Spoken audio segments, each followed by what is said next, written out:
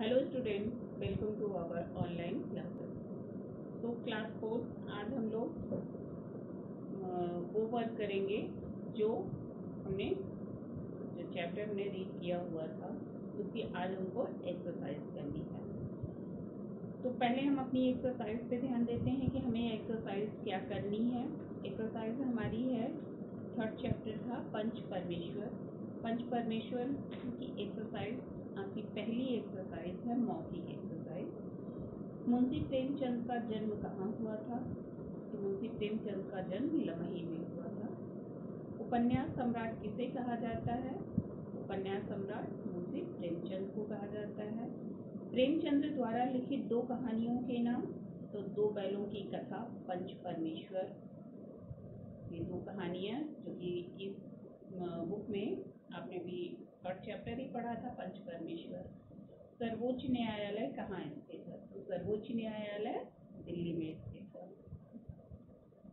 इसके बाद क्या है आपका मुहावरों का अर्थ लिखे एवं वाक्यों में प्रयोग कीजिए। तो ये लंबा है, जैसे सिर माथे चढ़ाना, तो किसी चीज को आदर पूर्वक स्वीकार कर लेना, इसलिए आपको वाक्य बनाना है। आनंद से फूल उठना मतलब अत्यधिक प्रसन्न हो जाना। काया पलट होना, परिस्थितियों का परिवर्तन हो जाना। चैन की बंसी बजाना, बड़े आराम से किसी कार्य को करना या सुकून से किसी कार्य को करना। अंड बंड बात करना मतलब उल्टी सीधी बातें करना। फिर आपका है एक्सरसाइज नंबर 3 है अनेक शब्दों के लिए एक शब्द लिखिए। खेती करने वाले को क्या कहते हैं? खेती करने वाले को किसान कहते हैं। माँ की बहन मौसी, पंचों का मुखिया सरपंच, दया से हीन निर्दयी, जिसके पास दया नहीं होती है उसे निर्दयी कहा जाता है। सबसे ऊंचा सर्वोच्च।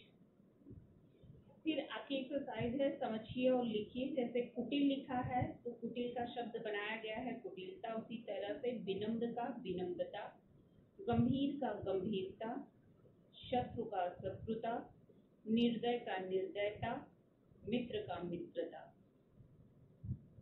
इसके बाद आपकी है नेक्स्ट एक्सरसाइज है वाक्य प्रयोग कीजिए। इसमें शब्द दिए गए हैं, उन्हीं से आपको एक एक वाक्य बनाने हैं। जैसे रात दिन, तो मुझे रात दिन की खटपट पसंद नहीं, चैप्टर में मौसी ने कहा था।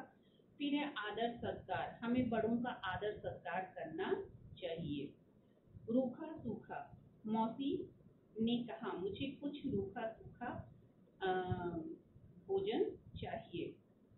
सिर माथे, मैं पंचों का हुक्म सिर माथे चढ़ाऊंगी मतलब उसे मैं पूरी शिद्दत से स्वीकार करूंगी।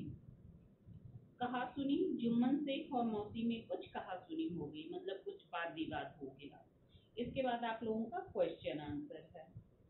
फिर एक एक्सरसाइज है कुछ हटके, आपको एक बॉक्स है, उस बॉक्स में कुछ शब्द दिए गए हैं, उन शब्दों को चूज करके नीचे बुक में जहाँ पे डैश है स्टोरी में जो शब्द जहाँ पे सेट हो रहे हैं वहीं पे आपको उसे राइट करना है। तो इसका पीडीएफ हम आपको सेंड करेंगे, आप लोग मिस्टेक मत कीजिएगा, पेंसिल के साथ इसे राइट कीजिएगा। फिर आपका है स्टार्ट होता है चैप्टर नंबर 4। चैप्टर नंबर 4 है कदम्ब का पेड़। कदम्ब का पेड़ एक तरह का, जैसे जब वो श्री कृष्ण जी अपने बचपन में यमुना किनारे कदम का पेड़ था तो उसी पे वो चढ़ कर के खेलते थे। एक प्रकार का ये पेड़ होता है कदम, तो वही है। यहाँ पे एक बच्चा है, वो अपनी माँ को परेशान करता है, थोड़ा सा माँ के साथ लाड प्यार के साथ वो माँ को तंग कर रहा होता है, तो उसी की ये कहानी है। यह कदम्ब का पेड़ अगर माँ होता यमुना तीरे, हे माँ जो ये कदम का पेड़ है ये यदि यमुना के किनारे होता तो मैं भी उस पर बैठ कन्हैया बनता धीरे धीरे। तो मैं उस पेड़ पर बैठ कर धीरे धीरे कन्हैया बनने की कोशिश करता। ले देती यदि मुझे बांसुरी तुम 2 पैसे वाली, किसी तरह नीचे हो जाती यह कदम की डाली।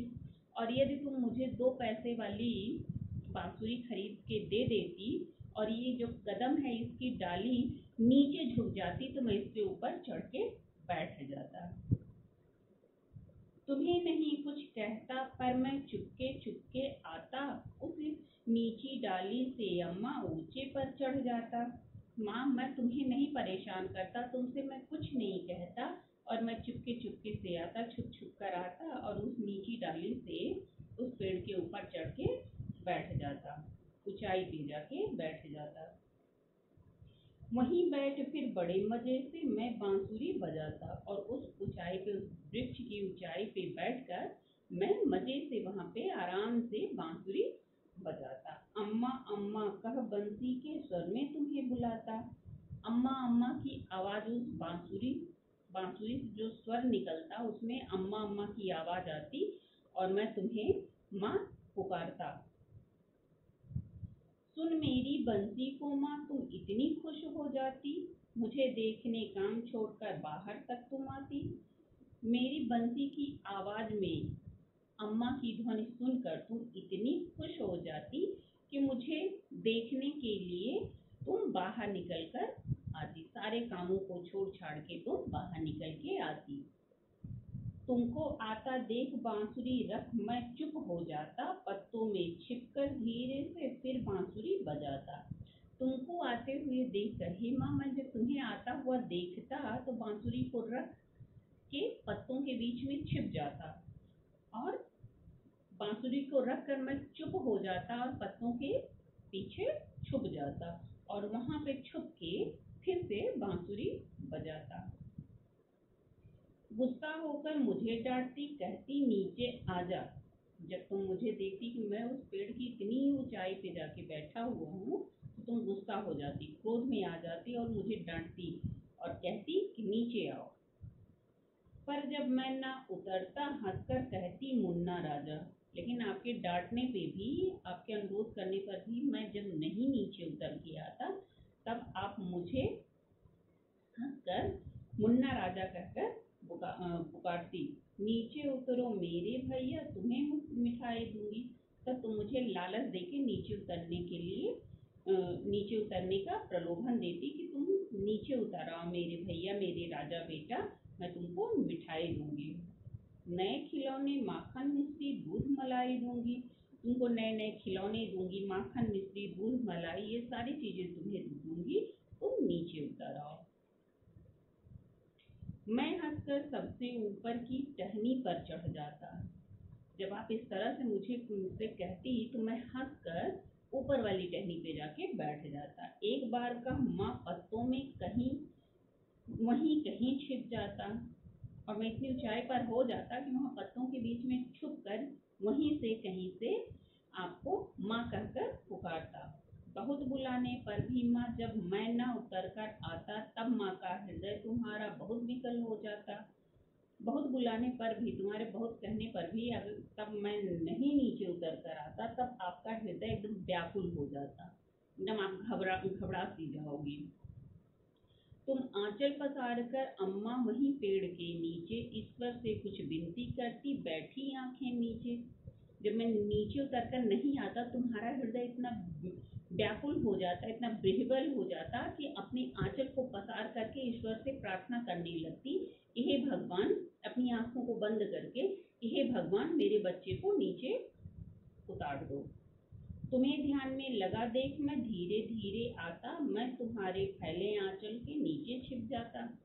जब मैं तुम्हें देखता कि तुम अपने ध्यान में मग्न हो गई हो, ध्यान आंखें बंद करके आंचल को पसार के ईश्वर से प्रार्थना कर रही हो, तब मैं धीरे धीरे नीचे उतर कर आता और तुम्हारे आंचल के जो फैलाई हुई हो आंचल उसके नीचे मैं छिप जाता।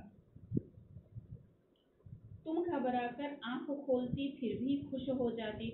जब तुम्हें आहट मिलती कि तुम्हारे आंचल के नीचे कुछ है तो तुम घबरा जाती, हड़बड़ाहट में अपनी आंखें खोल देती और जब वो हड़बड़ा के आंखें खोलती तो तुम गुस्सा ना होकर के खुश हो जाती मुझे देख करके।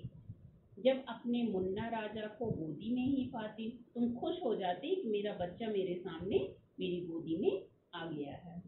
इसी तरह कुछ खेला करते हम तुम धीरे धीरे, माँ कदम का पेड़ अगर, यह होता यमुना तीरे। इसी तरह का खेल हम और आप दोनों लोग खेला करते धीरे धीरे।